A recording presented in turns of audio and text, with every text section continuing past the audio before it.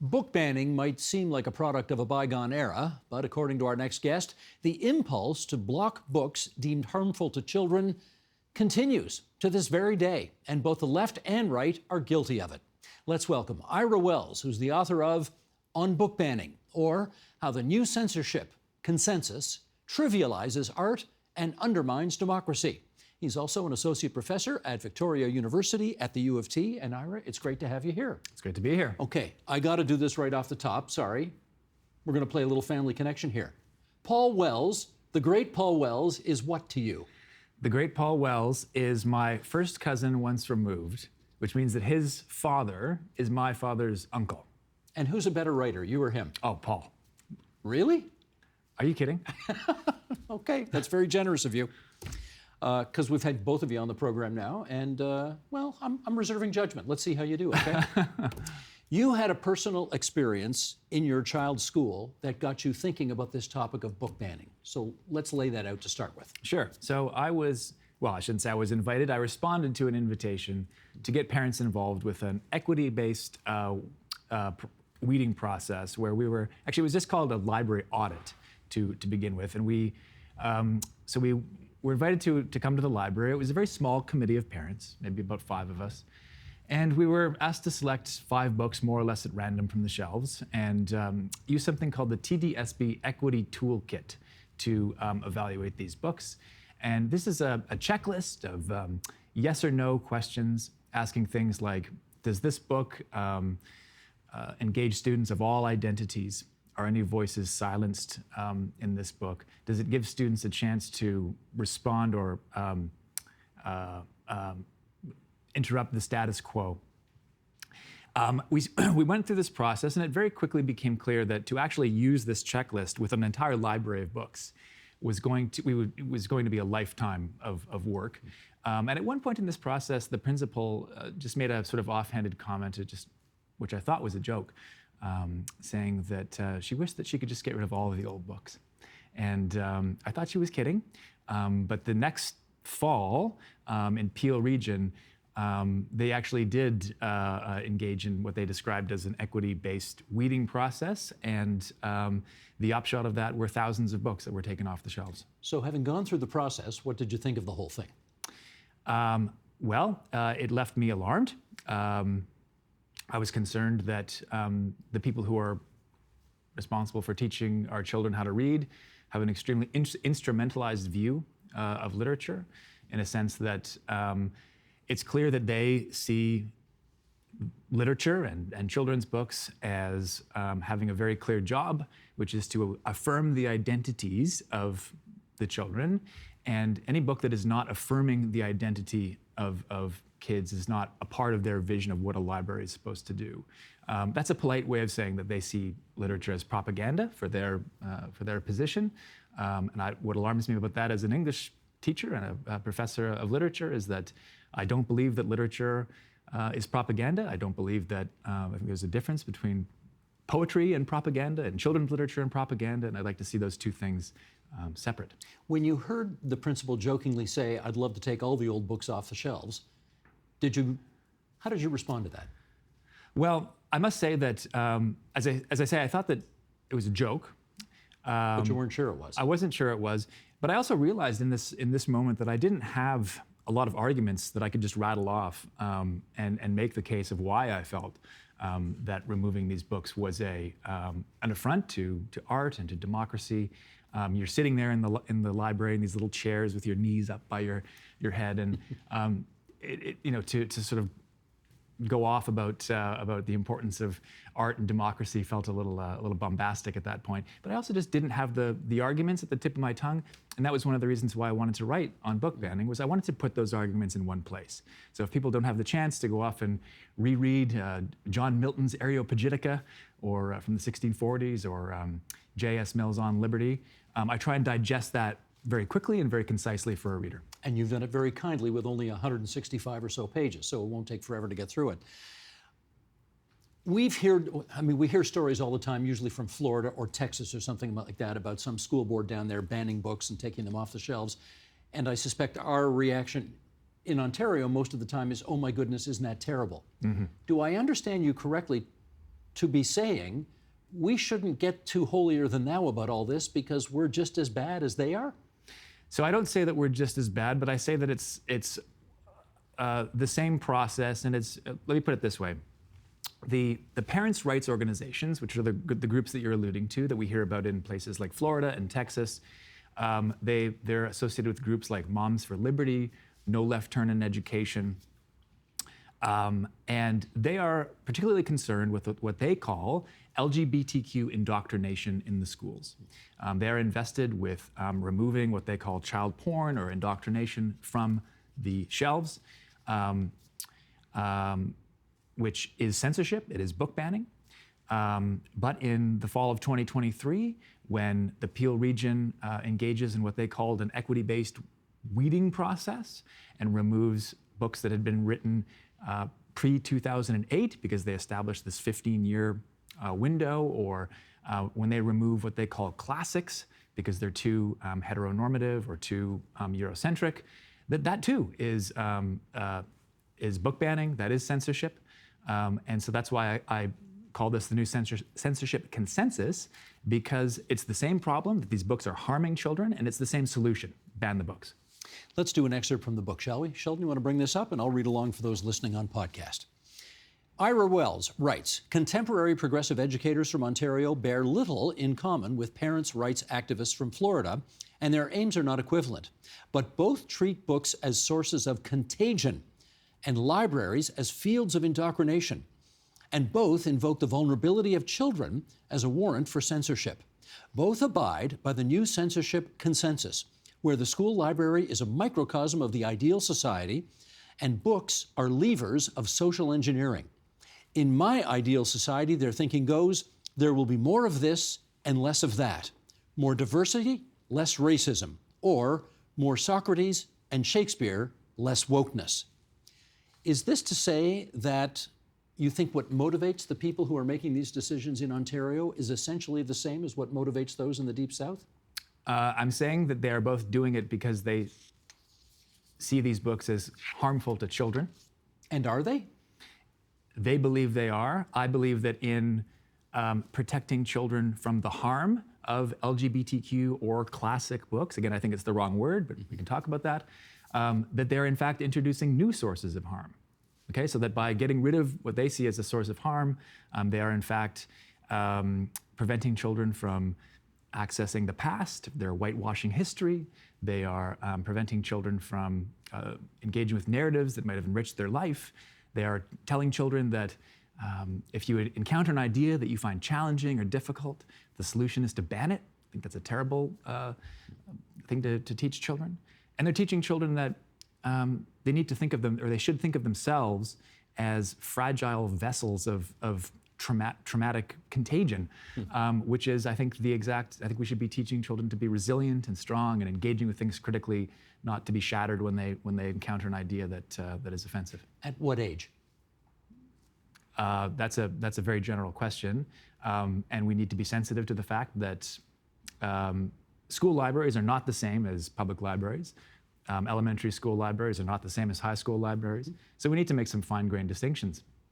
Because presumably you could make a good argument that there are things that a kindergarten or grade 1 child should not be reading or should not accidentally bump into on a school library shelf. Are we okay to make that argument? Absolutely. Okay.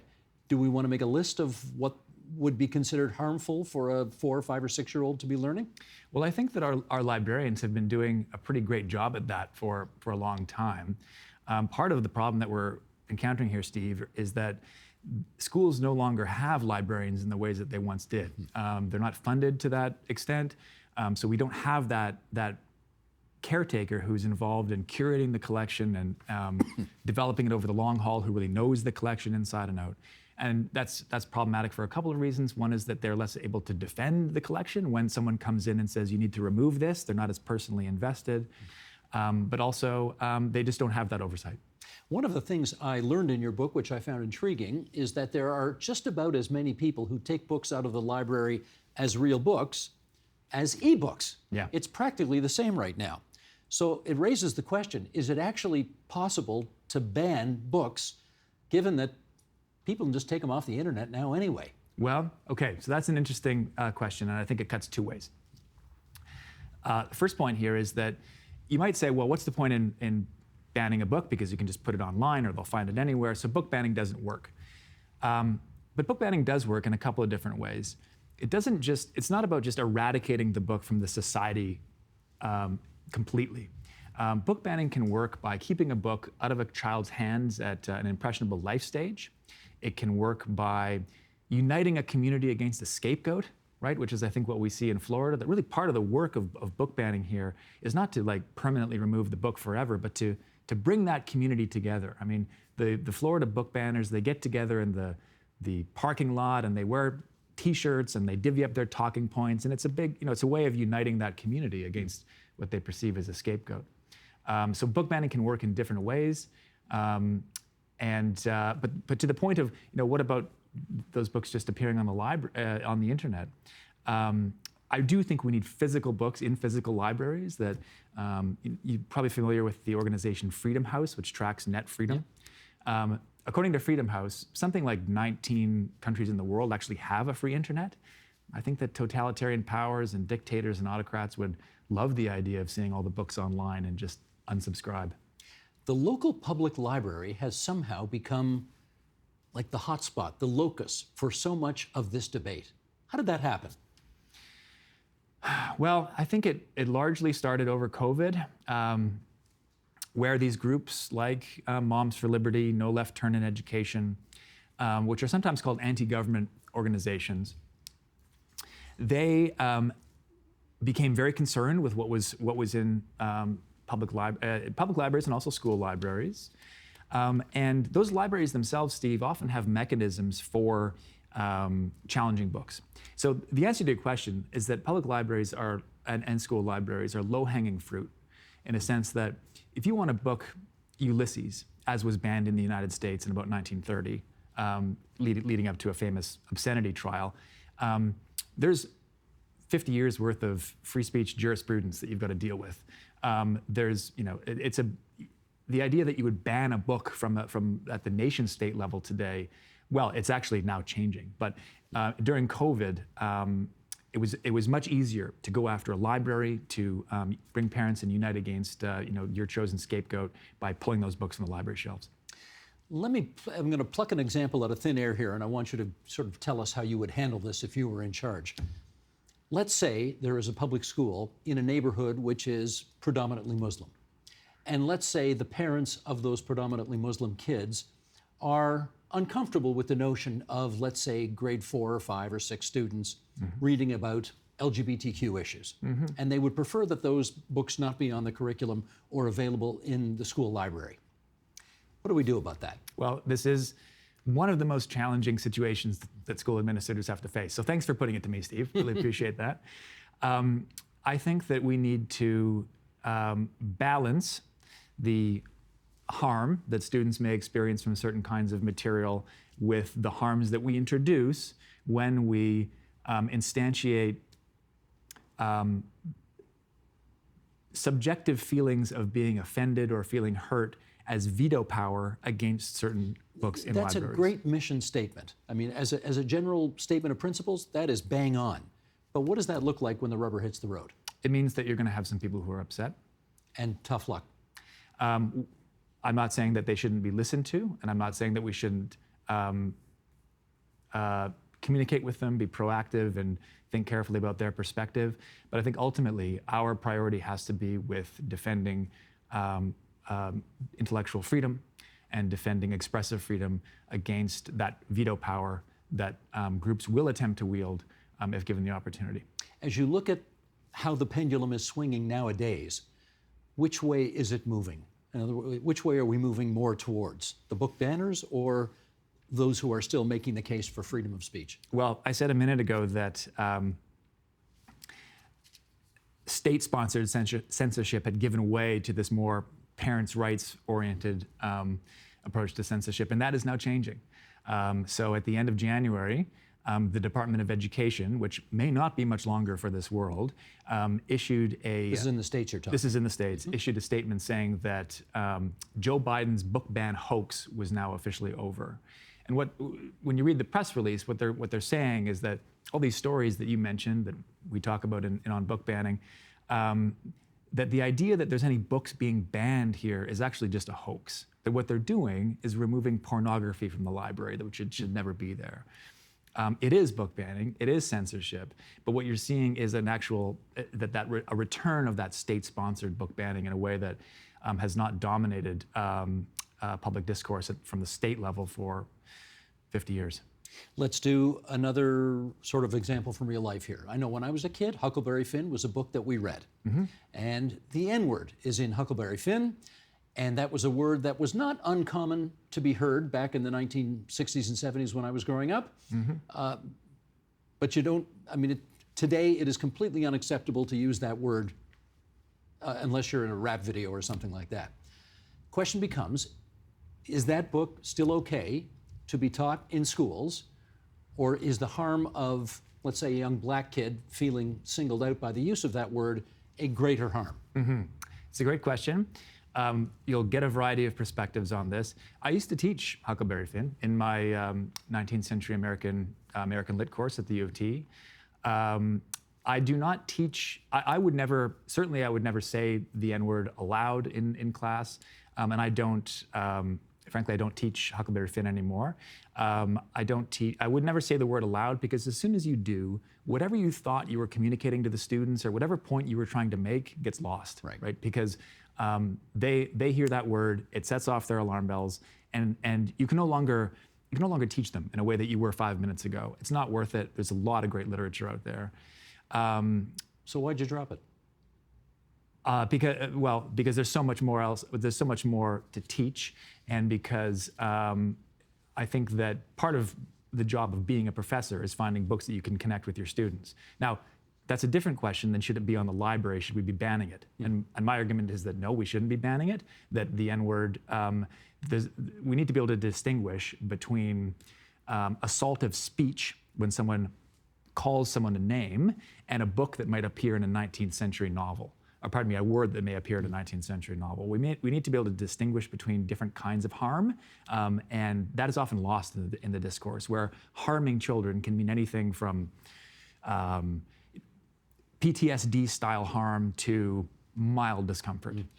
When you were teaching that book, I don't know if it was ever your practice to ask the students to read excerpts of the book aloud in front of the rest of the class, but if you did, and if that word was in one of the excerpts, how did you handle it? Well, the dates may be a little off here, but I taught that book in about 2013, 2014. I taught it for a number of years, but there was one year in particular where a religious publisher issued a bowdlerized edition of Huck Finn, where they replaced the N-word with the word slave. And I polled my students and I asked them, would you prefer to have Mark Twain's original version, or do you want this bowdlerized version where they remove all of the N-words and replace it with the word slave? And my students were very clear that they wanted the original. They didn't want a whitewashed version. Something has changed over the past 5 years. You think the students would make a different decision today? I suspect they would. Okay. Let's do another excerpt here. The Canadian Federation of Library Associations put out a statement on intellectual freedom last year, and here's what they had to say. Sheldon, if you would. Libraries provide a wide array of services to meet the educational and recreational needs of their users. Library users of every age have their own unique sets of values, maturity levels, and cognitive abilities. Libraries do not make assumptions or judgments about their users, nor do they impose arbitrary limitations upon access to library services. Minors, therefore, should not be restricted from accessing services on the basis of their age, and no service should be excluded on the chance that it might be accessed by minors. How well do you think, first of all, I think you probably love that statement. I approve. You approve, okay. How well are libraries living up to that statement? I think they're doing a pretty good job. I think that our librarians are being tested. I think that they're facing stress, they're facing pressure from people who, in some cases, will say odious things to them, who will say, if this, and you hear more of this in the States, although it is becoming a part of our reality too, where people will storm into a library and say, you must remove this, this, and this, or if not, I will sue you, or I will bring charges against you for child pornography or worse. I think they've been standing firm. I think that we need to support our librarians so that they can continue to fight for our intellectual freedom. But my sense is that they've been doing a great job. Our friends at the Center for Free Expression have been tracking these library challenges, and it shows that overwhelmingly librarians have been standing firm. They've been defending intellectual freedom, and we should support them in that. Just finally, if let's take either public libraries or high school libraries, elementary school libraries, if we indulge in more book banning, and I'll admit this is a bit of an airy-fairy question, but let's go anyway, what do you think that does to democracy? Well, I think it continues to push us in the direction of, if we hear something we disagree with, the solution is to cancel, the solution is to ban, the solution is to further entrench ourselves in our own information bubbles where we are unable to test our ideas against their opposites. We know that we are fallible beings. The closest we can get to certainty is by trying our ideas against what is contrary, testing our ideas against their opposites. That's the basis of the peer review function in academia. It's the basis of the scientific method. And when we refuse to engage with ideas we disagree with, we're cutting ourselves off not only from I'm not only preventing you from speaking, I'm preventing myself from hearing. And I think that's what the message needs to get across. I think you write just as well as Cousin Paul, for what it's worth. Ira Wells, on book banning. You've got some fascinating ideas in here, and we are happy to recommend this for people's edification. Thanks for coming into TVO tonight. Thanks, Steve. It's a real pleasure.